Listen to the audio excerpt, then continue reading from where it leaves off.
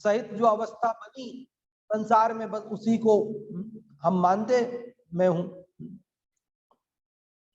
तब तक तो बंध पर्याय को आत्मा जानता है कि मैं मनुष्य हूं, मैं पशु हूं, मैं क्रोधी हूं, मैं मानी हूं, मैं मायावी हूं, मैं पुण्यवान हूं, मैं धनवान हूं, मैं निर्धन हूं, मैं दरिद्री हूं, मैं राजा हूं, मैं रंक हूं, मैं मुनि हूं, मैं श्रावक हूं, इत्यादि पर्यायों में, इत्यादि इत्यादि का पेट कितना बड़ा है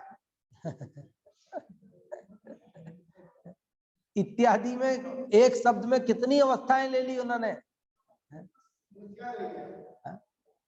जितनी भी अवस्थाएं सब इत्यादि में चली गई। गिनाई तो थोड़ी सी है, और इत्यादि में जितनी नहीं गिनाई ना, वो सब अवस्थाएं उसके अंदर आ गई कि मैं विद्यार्थी हूं, मैं व्यापारी हूं, मैं कर्मचारी हूं, मैं अधिकारी हूं, मैं सारी जितनी भी अवस्थाएं वो सब इसके अंदर, इत्यादि के अंदर। इत्यादि पर्यायों में आपा मानता है, आपा मानता है मतलब अपनापन करता है, ये मैं हूं, आत्मा हूं, ऐसा मानता है।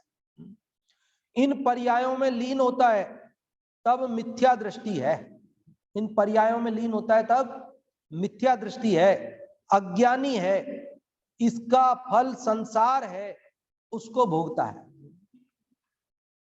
समझ में आ रही बात? कितनी अवस्थाएं होती है? दो। कौन कौन सी? अज्ञान अवस्था और ज्ञान अवस्था। अज्ञान अवस्था में जीव क्या मानता है, हम क्या मानते हैं, ज्ञान होने पर क्या मानते हैं वो तो अभी अगले पैराग्राफ में आएगी। लेकिन अज्ञान दशा में हम क्या मानते हैं, तो कहते कर्म बंधन से जो हमारी अवस्था संसार में होती है, हम उसी को मैं हूं ऐसा, तन उपजत अपनी उपज जान, तन नसत आप को नास मान। ऐसी दशा हो रही कि शरीर की उत्पत्ति हो जाए तो मैं उत्पन्न हो गया, शरीर का नाश हो जाए मेरा नाश हो गया, मैं सुखी दुखी मैं रंक राव, मेरे धन ग्रह गोधन प्रभाव, मेरे सुततीय में सबल दीन, बेरूप सुभग मूरख प्रवीण। क्या दशा हो रही है अज्ञान दशा में? ये जीव को नहीं जाना ना, जीव तत्व की भूल तो है, जीव अजीव तत्व की भूल, कि जीव को अजीव को नहीं जानता है, अज्ञान दशा में भेद नहीं जानता है। तो जो दशा बनी दोनों की मिल करके, उसी को अपनी मानता है, यही मैं हूं बस। धन चला गया तो मैं निर्धन हो गया, मैं कंगाल हो गया, धन आ गया तो मैं धनवान हो गया, अमीर हो गया। अरे भाई, धन मेरे से भिन्न है, उसके आने से मेरे को क्या फर्क पड़ता है, और उसके जाने से भी मेरा एक गुण कम नहीं होता है, और आने से एक गुण बढ़ता नहीं। मेरे जो ज्ञानादि गुण हैं,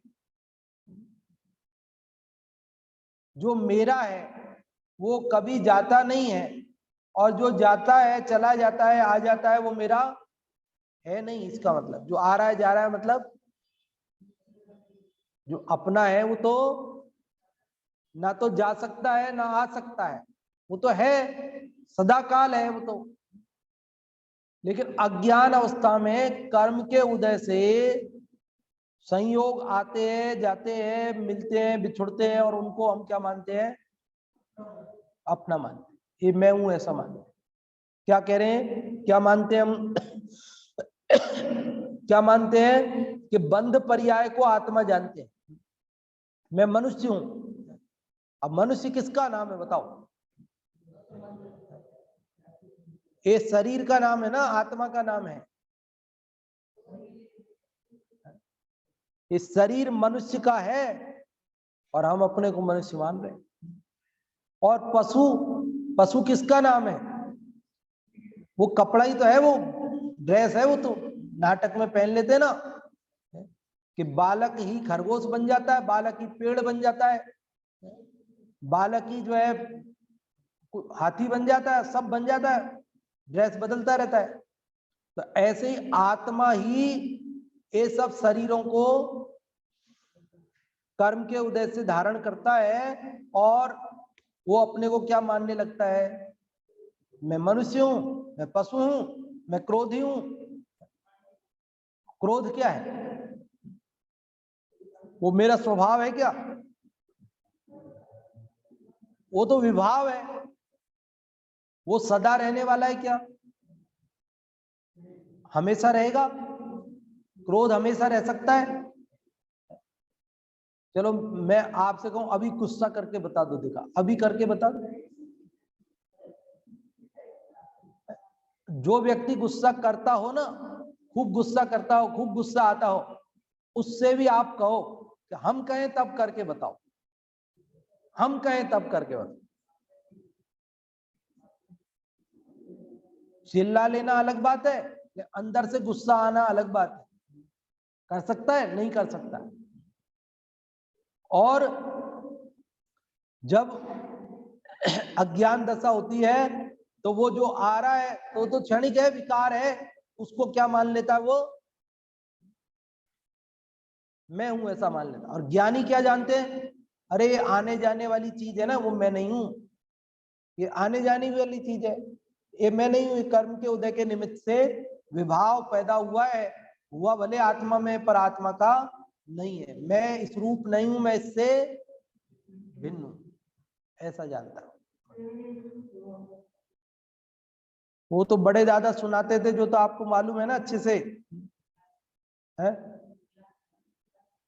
नहीं नहीं, बड़े दादा वो सुनाते थे ना कि एक राजा था और वो हाथी पर बैठ करके निकल रहा था, उसकी सवारी निकल रही थी।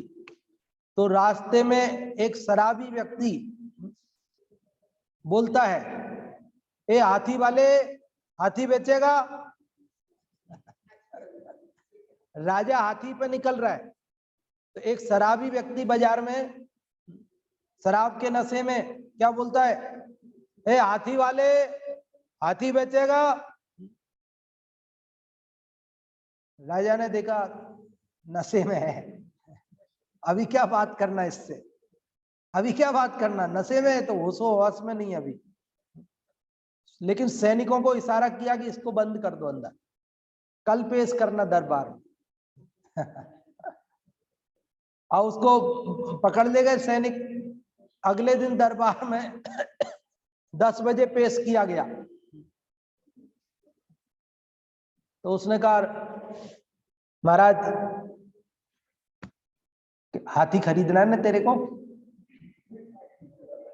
हाथी खरीद, हमको बेचना है हाथी, खरीदेगा? अरे महाराज मेरी क्या औकात, मेरी क्या औकात कि मैं आपका हाथी खरीदूं?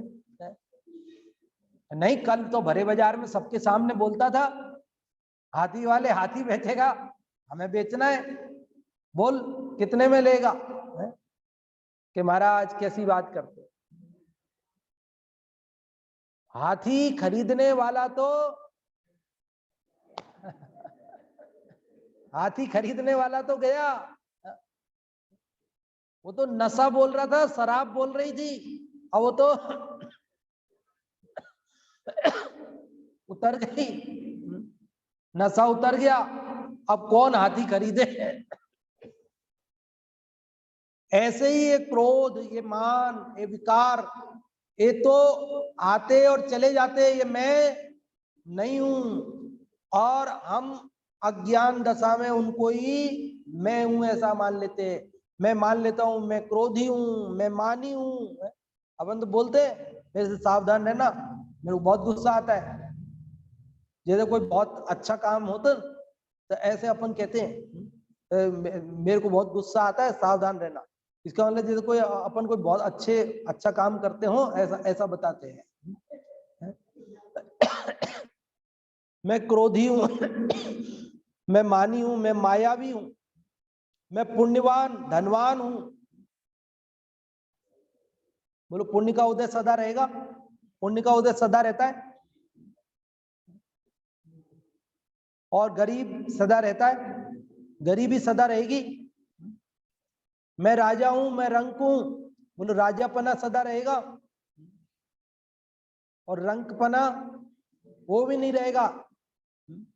मैं यहां तक कि मैं मुनि हूं ऐसा माने तो भी, क्योंकि वो अवस्था भी बदलने वाली है, सदा रहने वाली नहीं है। सदा मुनिपना छूट जाएगा, हाँ छूट जाएगा ना, भगवान बन जाएगा, अनंत बन जाएगा, सिद्ध बन जाएगा। सिद्ध बन जाएगा तो फिर क्या होगा कि अनुव्रत छूटेंगे, महाव्रत आ जाएंगे, और महाव्रत छूटेंगे और व्रतों से पार स्थिति होगी।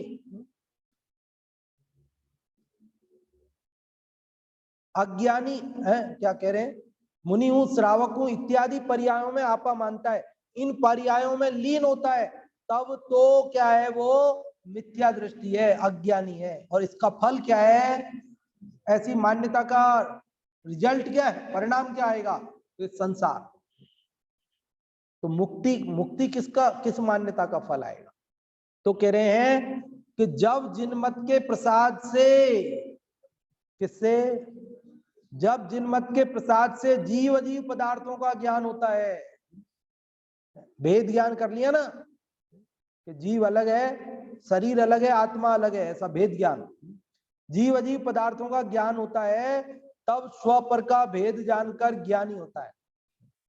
जीव अजीव का भेद जानता है तो क्या करता है कि स्व और पर का भेद जान करके ज्ञानी हो जाता है।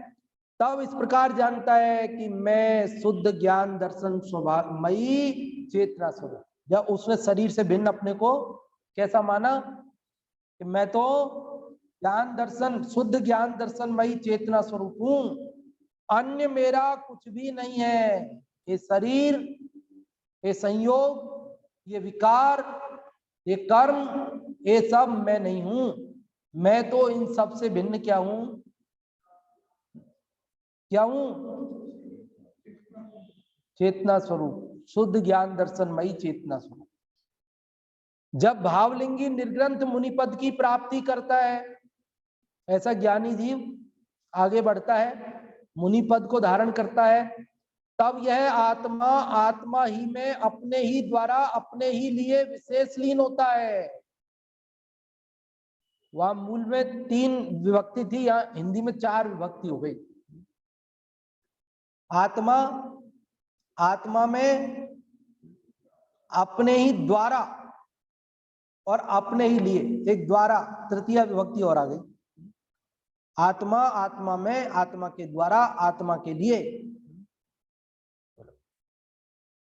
आप पूरी 6 विभक्ति भी लगा सकते हो पूरे षटकारक, पूरे षटकारक, आत्मा, आत्मा को, आत्मा के द्वारा, आत्मा के लिए, आत्मा में से, आत्मा में, ऐसा संबंध तो माना नहीं अपने आध्यात्म में, संबंध विभक्ति को तो माना नहीं है, वो तो लोक व्यवहार में माना है, इसलिए लौकिक संस्कृत में उसमें तो माना है षष्ठी विभक्ति को, लेकिन यहाँ अध्यात्म में तो 6 कारक माने, 7 नहीं माने, 6 ही माने। बोले संबंध बताने वाला क्या है, संबंध तो होता ही नहीं एक द्रव्य का दूसरे द्रव्य से, है? हाँ, क्या, हाँ वितरा विज्ञान, हाँ 6 कारक का पाठ है उसमें, बिल्कुल हाँ है ना, है।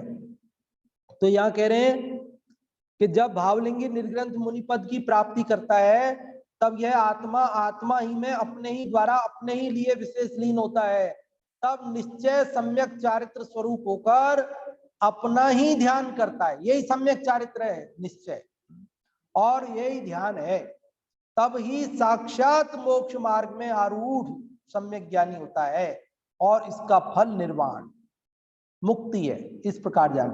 अब यही बात प्रवचन सार जी में गाथा 241-42 में जो दी है, तो वो यहाँ भावार्थ लिखते समय उन्होंने याद दिलाई कि देखो भाई इसी प्रकार की बात प्रवचन सार गाथा 241-42 में, वहां पर भी ये बताई कि 7वें गुणस्थान में आगम ज्ञान, तत्वार्थ सिद्धांत, संयतत्व और निश्चय आत्मज्ञान में युगपद आरूढ़ को आत्मज्ञान कहा है, वह कथन की अपेक्षा है।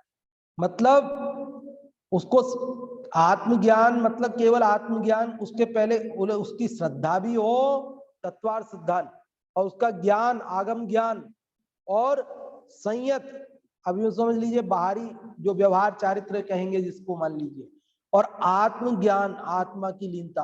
अब ये सब चीज हो, सब चीज हो तो ही आत्मज्ञान असली है, वही निर्वाण की प्राप्ति का कारण है। ऐसा यहां समझना, मतलब सब चीजें हो, उसको सम्यक दर्शन भी हो, सम्यक ज्ञान भी हो, सम्यक चारित्र भी हो, व्यवहार चारित्र निश्चय चारित्र सब। क्यों? क्योंकि व्यवहार चारित्र भी जरूरी है। बाहर में यदि नग्नता नहीं होगी और कोई आत्मा में लीन हो जाएगा और मोक्ष चला जाएगा, ऐसा है?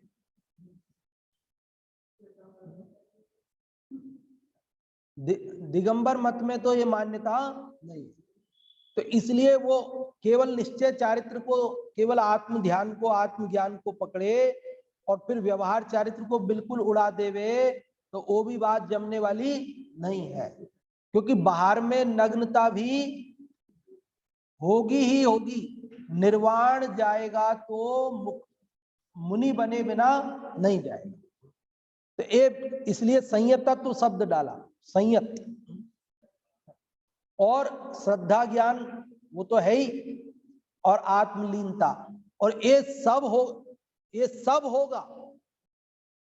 इन सब में मुख्य तो आत्मलीनता ही है, मुख्य तो, क्योंकि बाकी सब हो गए लेकिन आत्म ध्यान नहीं हुआ तो मुक्ति नहीं होगी। ये सब हो गए लेकिन आत्म ध्यान नहीं हुआ तो मुक्ति नहीं होगी, इसलिए मुख्य तो वही है। लेकिन कोई उसमें से ऐसा छल ग्रहण कर ले कि साहब वो बताया ना, फिर बाकी की क्या जरूरत है, फिर नहीं, बाकी भी जरूरत है और इसमें बाकी सबको भी शामिल ही समझना है। अब वो 241 242 गाथा प्रवचन सार में क्या है, वो यहाँ ग्रंथ अपने हाथ नीचे तो नहीं है अभी, इसलिए आपको तो पढ़ के तो अभी नहीं बता रहा हूं, मैंने तो अभी पढ़ी थी घर पे ही। तो 241 में तो उन्होंने बिल्कुल वही गाथा है कि जिसको ऐसा युगपतपना सिद्ध होता है, आगम ज्ञान, संयतत्व, आत्मज्ञान, आत्म सिद्धांत, ये सब जिसको सिद्ध होता है वो कैसा होता है। तो 241 गाथा तो बिल्कुल ऐसी है जैसी छेड़ाला की ये लाइन है ना, हरि मित्र महल मसान कंचन, काच निंदन तुति करन, अर घाव तारन असि प्रहारन, में सदा समता धर। ये मान लो आप वो 241वीं गाथा का ही पद्यानुवाद हो, मानो ऐसा है। तो ये कि यही शब्द है, लगभग यही शब्द है कि जो मतलब समता भाव हो जाता है, जिसको ऐसा युगपतपना सिद्ध होता है ना, तत्वार श्रद्धान, आगम ज्ञान, संयतत्व और आत्म लीनता, उसको बाहर की अनुकूल प्रतिकूल संयोगों में समता भाव आ जाती है। उनको कोई भेदभाव नहीं लगता, कोई उनकी स्तुति करे तो उन्हें कुछ अच्छा महसूस नहीं होता, और कोई उनकी निंदा करे तो उन्हें कोई बुरा महसूस नहीं होता। वे बाहर से पार हो गए। वो तो बाहर सोना पड़ा हो चाहे मिट्टी का ढेला पड़ा हो, उन्हें दोनों में कोई अंतर भाषित नहीं होता। अंतर भाषित नहीं होता मतलब क्या, वो जानते नहीं है कि ये सोना है, ये मिट्टी है। अरे जानते हुए भी वे ये जानते हैं कि इससे मेरा कोई भला बुरा नहीं, मैं इससे भिन्न हूं, ऐसा जानते हैं। 41 में तो, और 42 में वापस वही बात कही है कि जिसको आगम ज्ञान, तत्वार्थ सिद्धांत, संयतत्व और आत्मलीनता ये तीनों हो, उसको निर्वाण की प्राप्ति होती है, मोक्ष की प्राप्ति है। ये बात वहां पर, तो वो बात यहाँ याद दिलाई है, तो वहां भी ये बात कही है। तो अभी अपन ने आज इस मोक्ष पाउड में कौन से नंबर की गाथा पढ़ी? 83 नंबर, 83 नंबर। और इस 83 नंबर गाथा में क्या बात पढ़ी, संक्षेप में एक लाइन में याद रहे अपने को, कि इसमें ये बात बताई है कि जो आत्मा में आत्मा के लिए भली भांति रमता है, लीन होता है, वही सम्यक चारित्र वाला है और वही निर्वाण को प्राप्त करता है। अर्थात निर्वाण की प्राप्ति का उपाय क्या है वो भी हमें इसमें पता चलता है, सम्यक चारित्र क्या है वो हमें पता चलता है, ध्यान क्या है वो हमें पता चलता है। ये सारी बात अपन ने अज्ञान दशा में, भावार्थ में अपन ने अज्ञान और ज्ञान दशाओं की चर्चा की कि अज्ञान दशा में जीव कर्म के उदय में जो भी अवस्थाएं होती हैं उनको अपना मान लेता है, और ज्ञान होने पर, भेद ज्ञान होने पर उन अवस्थाओं से भिन्न अपने को ज्ञान स्वरूपी अनुभव करता है। इस प्रकार से अपन ने आज ये 83 नंबर की गाथा पढ़ी। 84 नंबर की गाथा की चर्चा अपन कल करेंगे।